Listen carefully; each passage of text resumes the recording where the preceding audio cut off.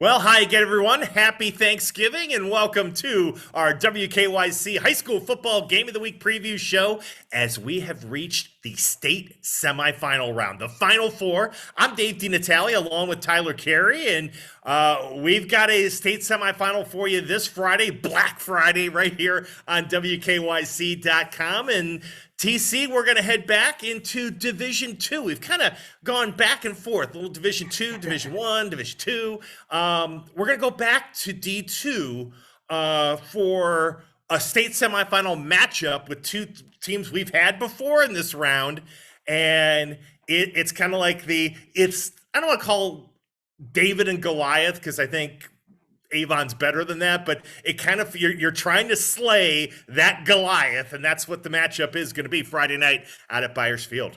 I think you hit the nail on the head with that, Dino. Avon certainly trying to slay that dragon, or maybe slay the Knights, yes. Specifically the Hoban Knights, and that will be our matchup this Friday night, Thanksgiving weekend.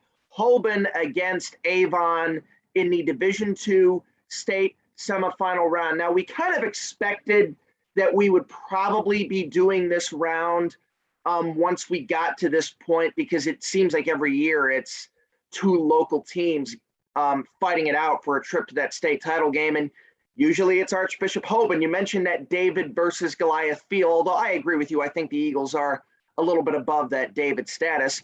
Hoban, state champions 5 of the last 6 years. They've certainly earned the right to be in this position. Avon, they have been to the state semifinal each of the last 4 years. They have lost every single time, 3 times against Hoban, including once 3 years ago when we covered that game, and it was not particularly close. However, you and I have talked about this all season. I believe that Hoban is very good. Clearly, they're very good. They've gotten this far. I think that this is Avon's best chance to finally get that monkey off their back and get Mike Elder to his first title game ever. Yeah, let's start with the Eagles as we look at this matchup. Here's why I agree. We've talked about this. In some of those previous state semifinal games against either Massillon or Hoban, Avon has always seemed to have 1 or 2 really important players, like best players on team, injured. I mean, there was one year where I think it was the Massillon game where they had to go to their 3rd string quarterback. They've had offensive linemen hurt, running backs hurt. They've never had everybody healthy.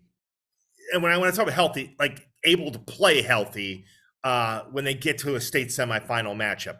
Finally, they do. And I think that's a huge selling point for why I think you should feel good if you're Avon, that it's not necessarily going to be the same old result.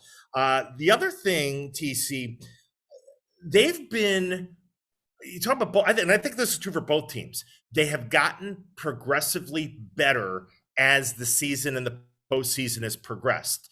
In Avon's case, you and I both have traced it to that Olmsted Falls experience when the Bulldogs really challenged them in the regular season. They won that game. Week later, we had them over at Finney against Berea Mid-Park, and they ended up, blowing out a close game in the second half with their weapons, and really haven't looked back since then until the second half and overtime of Toledo Central Catholic last week. And Toledo Central Catholic, just no lead was safe. No, I mean they were so resilient. You can ask the Highland Hornets about that. Unfortunately, no kidding. But the Eagles, maybe in a previous year, maybe they don't win that game. This year they found a way. They got it to overtime, and Mike Elder trusted his team. And when they had an opportunity to either kick the extra point and go to a second overtime or go for 2 and win it, they went for 2. They get the win, and now here they are in the state semis. So that's a long-winded way of saying I think the Eagles are in a good frame of mind and a good frame of body for this game to face a Hoban team, TC, that maybe when the season started, we weren't sure if this was going to be another elite year for them, but it has turned out that way over the course of tough competition and a lot of week in and week out development for Tim Terrell's team. No, absolutely. And you talk about Avon. Look, they had some good wins early. I mean, they blew out Brunswick in the opening week, had a very good one over Glenville, but they had a couple of clunkers. They got blown out by Medina, which a lot of teams did. And then a game against Avon Lake that really they should have won, but they could not hang on to the football. And then I think you're right. It was that Olmsted Falls game where it looked like they might lose again. And then they just turned it on in the fourth quarter. And then we saw them against Berea Mid-Park, Ja'Cory and Caffey just going off for six touchdowns in that game. You do worry a little bit about, okay, could this be, I don't want to say a letdown because it's hard to have a letdown in the state semifinal, but they exerted a lot of energy to hang on and beat Toledo Central Catholic 43-42 last Friday night. But, and I do think that there's a difference, though, between 2 years ago when, yes, they played Massillon, and we kind of knew going into that game against Massillon that they didn't have much of a chance, that they were going to fight and they were going to give it everything that they had, but they were so battered, just so empty-handed that it looked like the Tigers were going to pull away, and that's what they did. This year, like you said, they've got that full cupboard available. Sam Datillo, I think, has been amazing at quarterback this year, just guiding that, throwing and running the football. He has been the definition of a leader for the Eagles, and I think they know that this is their best chance. But as you said, Hoban, we thought maybe that they'd be vulnerable this year, and I still think that they're vulnerable, and yet here they are again, right in their position to once again be number one. Yeah, and I always say with Hoban, Tim Terrell puts a difficult schedule together for his team. You know, you got to play St. Ignatius, you got to play St. Edward, you got to play Benedictine, you got to play Walsh Jesuit. They got to play the rivalry game against St. Vincent St. Mary. That's half of their schedule, folks. That's not easy. And when you have the target on your back and you're the hunted, and they have been the hunted for a long time in Division II, maybe it wears on you. Not so much with the Knights, TC. It doesn't, being the hunted, it's like they welcome it. I mean, they just have, it's a confidence.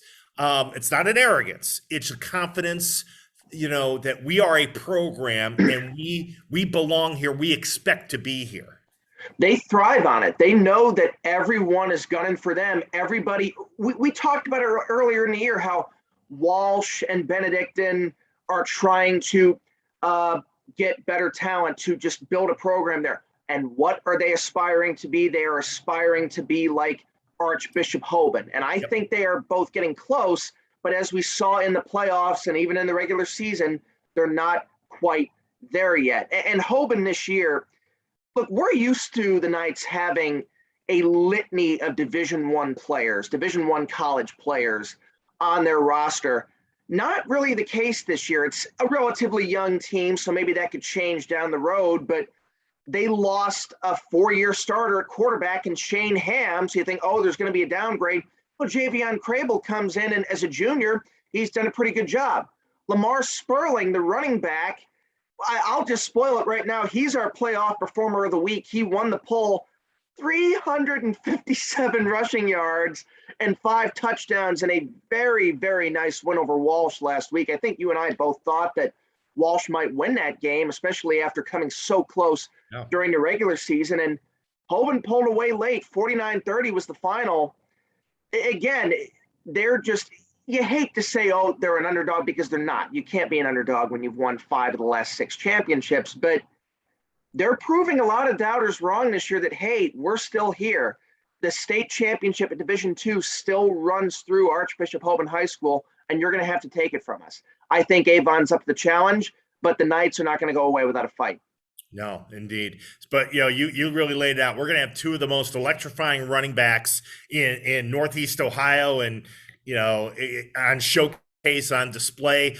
Both teams have other weapons that can beat you, but we could see, you know, if it's anything like the game we saw with Berea Mid-Park, you know, my neck was sore the next day because, I mean, just both teams had long touchdowns. We could see a repeat of that, and it may come down to which defense can adjust quickest to the opposing team's dynamic weapon. And that could certainly come down to it.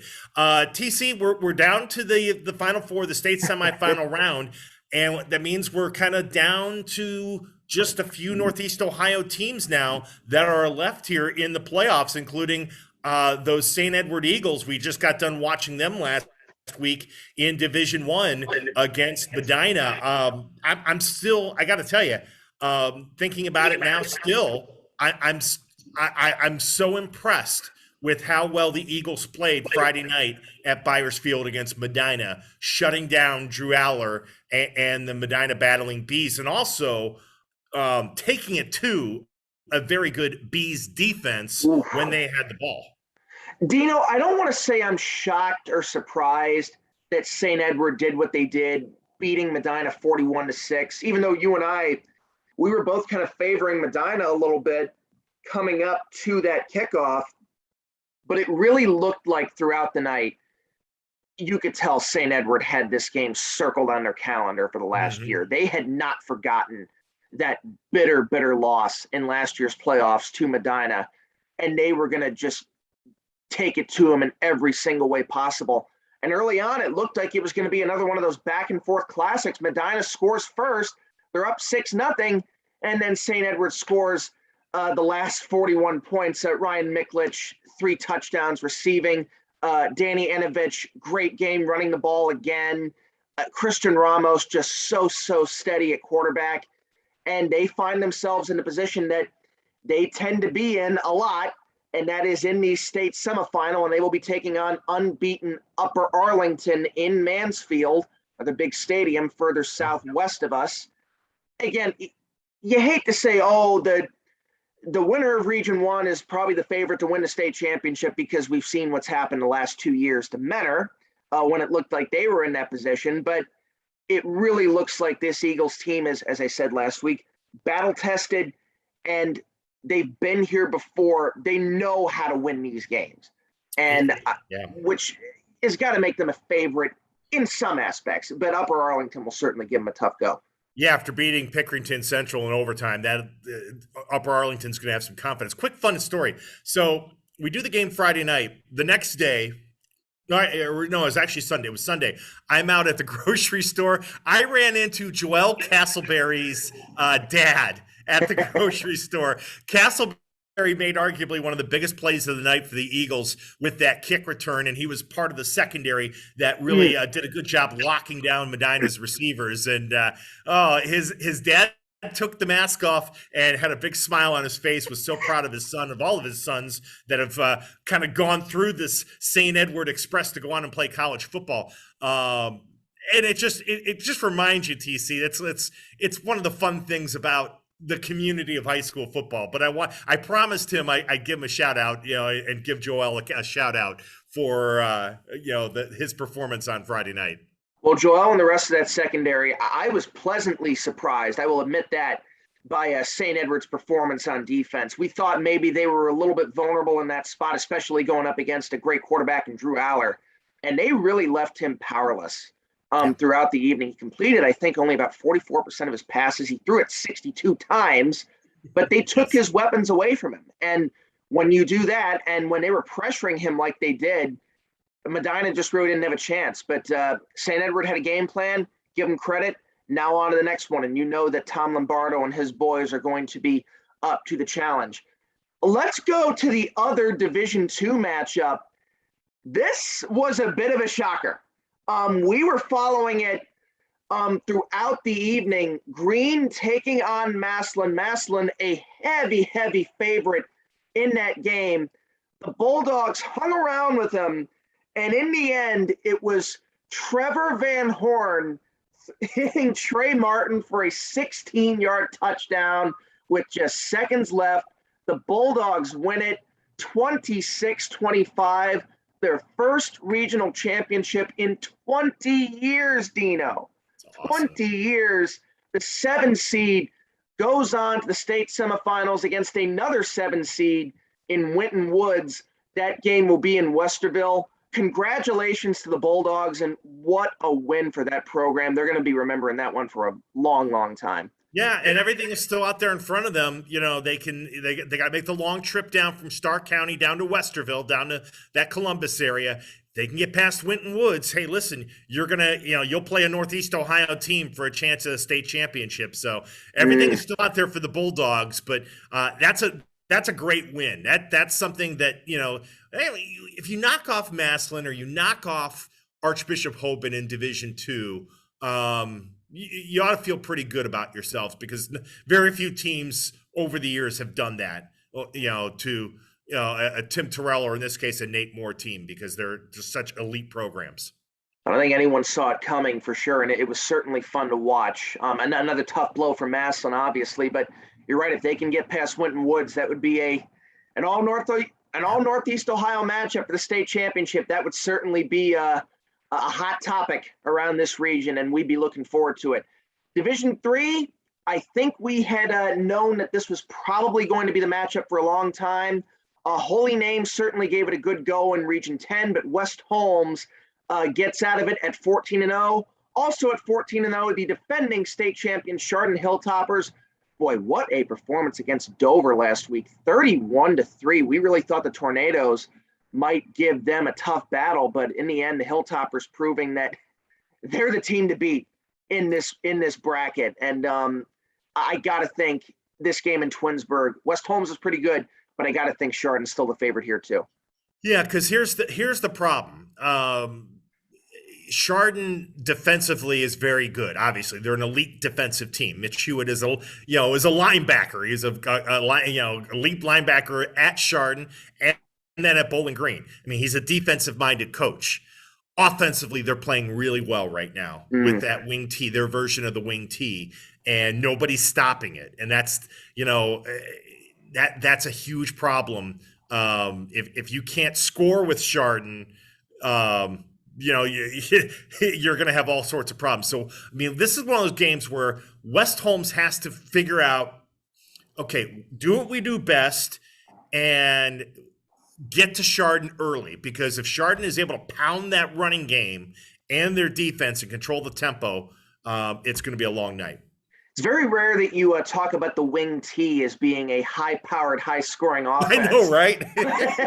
but Chardon has found the formula, and look, you can't knock it. It's been more than successful for him, so we'll certainly have an eye on that on Friday night. And then the final game on Saturday, there are no teams left in our region in Divisions 4, 6, and 7. The last team resides in Division 5. Saturday night, and of course, Dino, it is the Kirtland Hornets, 54 wins in a row, looking for a fourth straight state championship. They will be facing Ottawa Glandorf in Clyde. I mean, I don't think there's a lot more you can say about the Hornets. We know how good they are. We know what Tiger Laverty has built up there. And once again, it's all right in front of them. Yeah, it's all there for them. They're playing well. They're playing well on both sides of the football. They're not making turnovers. One thing sometimes you worry about with certain teams, it's like, okay, when you know you're the favorite, can you avoid self-inflicted wounds? Don't fumble the ball, especially near the goal line. Control the controllables, if you will. Kirtland does that so well. And every coach you talk to that has to face the Tigers, or face the Hornets, I'm sorry, will tell you. I was thinking about when we had the Perry game this year. I remember the coach saying before the game, you got to play letter perfect in order to beat Kirtland, and then it's still difficult. Yep. So that's the problem I think a lot of teams are running into. They may play at a high level, but Kirtland doesn't beat itself. And that's part of the issue. You don't get turnovers. You don't get dumb penalties or things like that. So, I mean, Ottawa Glandorf is a very good team. They beat a really good Elyria Catholic team last week, but they're going to have to even raise their performance level higher to stay on the field with the Kirtland on Saturday night. Totally agree. And when we did that Perry game, the final was 30-6, but it was really a lot closer than that. The Pirates hung around for much of the game, but you're right. Unless you do everything right, you don't really have a chance against Kirtland, because they are just so fundamentally sound in every facet of the game. Now, I will say that some of their games in the playoffs have been a little bit closer than normal. Now they're still winning by 2-3 scores.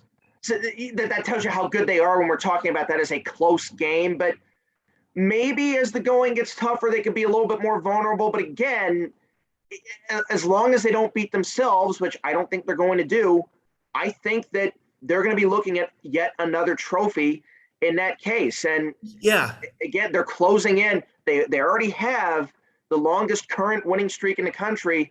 They're closing in. If they can win these next two and then keep going next year, they'd be closing in on the longest winning streak in the history of this state. And again, we've said it 100 times, hats off to Tiger Laverty. It's not easy to do what he's doing there. I think sometimes you take it for granted.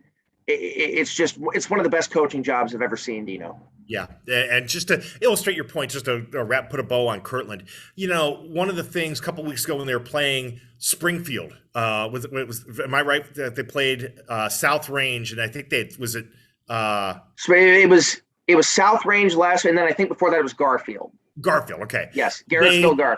That's right, it was Garrettsville Garfield. They had a couple of situations where I think they settled for field goals instead of got touchdowns, talking about Kirtland.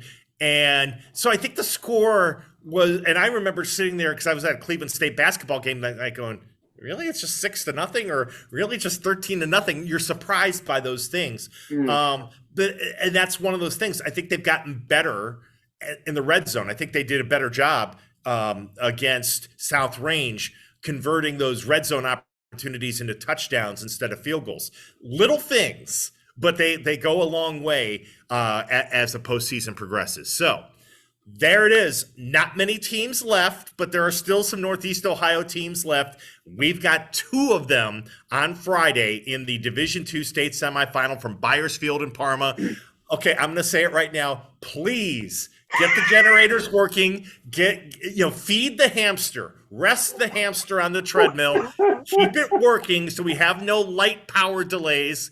I'm just asking. And let's start on time. Let's finish with no problems and have a great night at Byersfield between two tremendous football teams, Archbishop Hoban and Avon, for the right to go play for a state championship. I will say this, Dino. I think that this is our 5th trip to Byersfield this year because we did a Parma game, a Valley Forge game, the playoff games. 2 of them, the lights worked. So, yeah, it proves that they are capable of making sure the hamster is indeed well fed. Obviously, what's happened in these playoff contests has not been ideal, but at the end of the day, the games got played. We still got to see some very good football. And I would hope that knowing that, okay, third time's a charm, I suppose that they're going to be on top of their game this week. But like you said, it's going to be a fantastic matchup. I've been excited for this potential showdown all year long. There's very few things I like more than Thanksgiving food and getting together with family this weekend. And that, of course, is the football, high school, college, pro, you name it. I'm really looking forward to this Black Friday. It's going to be a fun one. And the winner, well, you are on a date to Canton, my friend. And we will certainly, we're certainly already finalizing the plans to get our booth at Tom Benson Stadium. We'll have more on that, I'm sure, in the next week. But Dino, let's have a good Friday night. Absolutely. Everybody have a great Thanksgiving tomorrow. And then Friday, make your go shopping, do whatever you do on Black Friday during the day, and then make your plans to be with us. Have your turkey leftovers and join us. 6:50 will be our start time at WKYC.com. We'll also be on that WKYC app on Facebook Live and on YouTube, live from Byers. Archbishop Hoban against Avon in the Division II state semifinals. Really, as TC says, kind of set the stage for a great football weekend. The big one on Saturday between Ohio State and Michigan, and then obviously Sunday night right on Channel 3, the Browns and the Ravens. Good plug there. I love it. Yes. Yeah. So we kick off your football weekend the right way, folks. So again, join us Friday night, Avon and Hoban. It's our WKYC playoff game of the week. Happy Thanksgiving, everyone. From Tyler Carey, I'm Dave DeNatale. Thanks for watching our Game of the Week preview show on WKYC.com. Enjoy the turkey.